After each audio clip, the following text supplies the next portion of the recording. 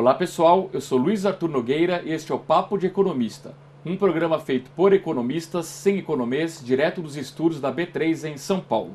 Conosco nesta semana, Sérgio Vale, economista-chefe da MB Associados. Sérgio, tudo bem? Seja bem-vindo. Tudo bem, Luiz. Tudo bom?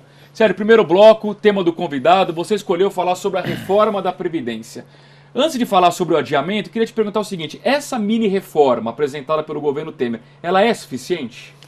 Então, Luiz, suficiente não é, né? A reforma que seria interessante é aquela que o governo apresentou ano passado em dezembro, né? Que você tinha aí uma economia de 800 bilhões de reais ao longo dos próximos 10 anos, mas essa que foi apresentada no final, que a gente tem que ver ela também de acordo com o que aconteceu com a crise política ao longo desse ano. Você teve uma crise intensa em maio, você não conseguiria aprovar uma coisa muito maior do que a gente tem hoje. Então, essa está ok, digamos assim. A gente consegue aí economizar uns 500 bilhões de reais nos próximos 10 anos, é um número razoável.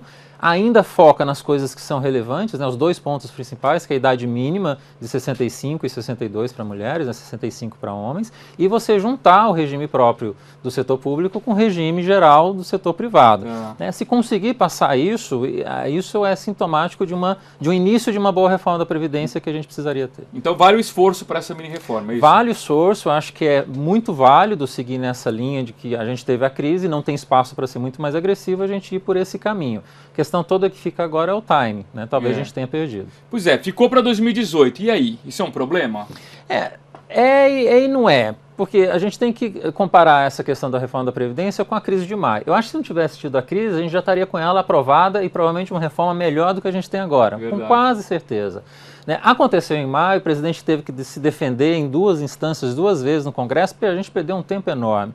Agora, pedir para os congressistas, por mais que tenha toda a discussão que os congressistas vão ter um ano melhor se isso acontecer, eles não vão ser afetados na eleição, né? Tem alguns estudos que mostram isso, ainda fica um pouco daquela incerteza, porque não é um presidente popular que a gente tinha, como era o Fernando Henrique em 98. Né? Tem toda a questão da popularidade muito baixa do Temer, que pode eventualmente afetar os candidatos a deputados e senadores, e esse é o receio deles. Então, eu fico com um pouco de preocupação de acreditar que vá ter essa reforma aprovada no primeiro semestre do ano que vem. Né? Eu acho que vai acabar ficando para 2019. Bom, que era a próxima pergunta aqui. Isso é um problema? Isso aqui vai obrigar, se acontecer, obriga a ser debate de campanha. Eu acho que a gente vai ter um estelionato eleitoral assim montado se a gente não aprovar a reforma, porque vai ser aquela questão que todo mundo vai perguntar para o outro candidato vai fugir da questão, vai falar que não vai, etc, etc. Só que não tem jeito, a gente vai ter que passar a enfrentar isso de qualquer maneira em 2019. A gente chegou em tal ponto com a questão da Previdência que se a gente não fizer a reforma em 2019, a gente vai desmontar tudo que foi feito de regime fiscal até agora, especialmente a regra do teto, e aí a população vai ter que entender, ok, não querem aprovar a reforma da Previdência, a gente vai ter que enfrentar uma outra recessão de novo em 2019. É isso que eu acho que tem que deixar claro por parte dos candidatos do ano que vem, o que significa não enfrentar a reforma da Previdência, jogar o país no buraco de novo como a gente estava. É isso que a população quer?